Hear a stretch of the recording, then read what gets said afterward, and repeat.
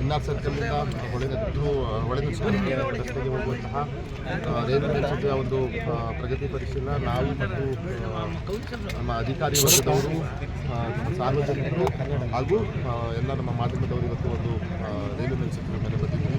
ನಿಮಗೆಲ್ಲ ಗೊತ್ತಿರೋದೇ ಕಳೆದ 4 ತಿಂಗಳ ಮುಂಚೆ ಇದೇ ರೀತಿ ನಾವು ಎಲ್ಲ ಸೇರಿ ಕಾಮಗಾರಿಯನ್ನು ನಡೆಸಿದ್ದೀವಿ. ರೈಲ್ವೆ ಮೇಲ್ಸೇತುವೆ ಜೂನ್ 8ಗೆ ನಾವು ಬಿಟ್ಕೊಳ್ತೀವಿ ಅಂತ ಒಂದು ಅವತ್ತು ಅಧಿಕಾರಿಗಳು ಮನವಿಯನ್ನು ಮಾಡಿದರು.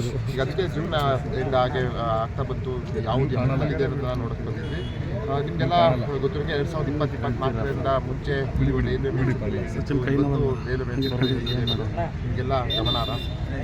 ಇವತ್ತು ಗರ್ಡನ್ನು ಯಶಸ್ವಿಯಾಗಿ ಇಲಾಖೆಯವರು ಅಳವಡಿಸಿರುವಂಥ ಕೆಲಸವನ್ನು ಇವತ್ತು ರೈಲ್ವೆ ಇಲಾಖೆ ಮತ್ತು ಏನು ಕಾಂಟ್ರಾಕ್ಟ್ ಏಜೆನ್ಸಿ ಮಾಡಿದ್ದಾರೆ.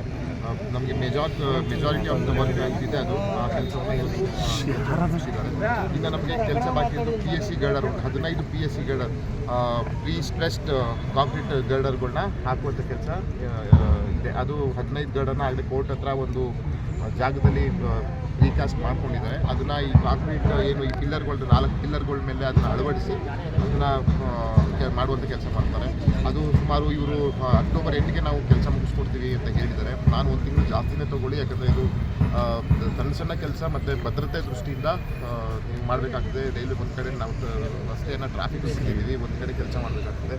ಹಾಗಾಗಿ ಜೊತೆಗೆ ಮಳೆಗಾಲ ಬೇರೆ ಶುರುವಾಗ್ತದೆ. ಇದನ್ನೆಲ್ಲ ನೋಡಿ ಒಂದು ಈ ಸಭೆಯನ್ನು ಈ ಜಾಗಕ್ಕೆ ಬರೋಕ್ಕಿಂತ ಮುಂಚೆ ಒಂದು ಸಭೆಯನ್ನು ಮಾಡಿ ಅವರು ನವೆಂಬರ್ 8 ನೀವು ಬಿಟ್ಕೊಡಿ ಅಂತ ನಾವು ಸೂಚನೆಯನ್ನು ಕೊಟ್ಟಿದ್ವಿ. ಖಂಡಿತವಾಗಿ ಅದನ್ನು ಮಾಡ್ತೀವಿ ಅಂತ ಒಪ್ಕೊಂಡಿದ್ದಾರೆ. ಇದು ಏನಕ್ಕೆ ತಡ ಆಗ್ತಾ ಇದೆ ಅಂತ ಹೇಳಿದರೆ, ನಿಮಗೆಲ್ಲ ಗೊತ್ತಿರೋಕ್ಕೆ ರೈಲ್ವೆ ಮೇಲ್ಸೇತುವೆ ಭದ್ರತೆ ದೃಷ್ಟಿ ನೋಡಬೇಕು. ಒಂದು ಕಡೆ ನಮ್ಮ ಟ್ರಾಫಿಕ್ಗೆ ಬಿಟ್ಟಿದ್ದೀವಿ. ಹಾಗಾಗಿ ಬಹುತೇಕ ನವೆಂಬರ್ 8ಗೆ ಕೆಲಸವನ್ನು ಮುಗಿಸುವಂಥ ಕೆಲಸ ಮಾಡ್ತಾರೆ. ಜೊತೆಗೆ ನಮಗೇನು ಒಂದು ಸಮಾಧಾನ ಅಂತ ಹೇಳಿದ್ರೆ, ಸುಮಾರು 70ರಷ್ಟು ಕೆಲಸ ಈಗಾಗಲೇ ಮುಗಿದಿದೆ.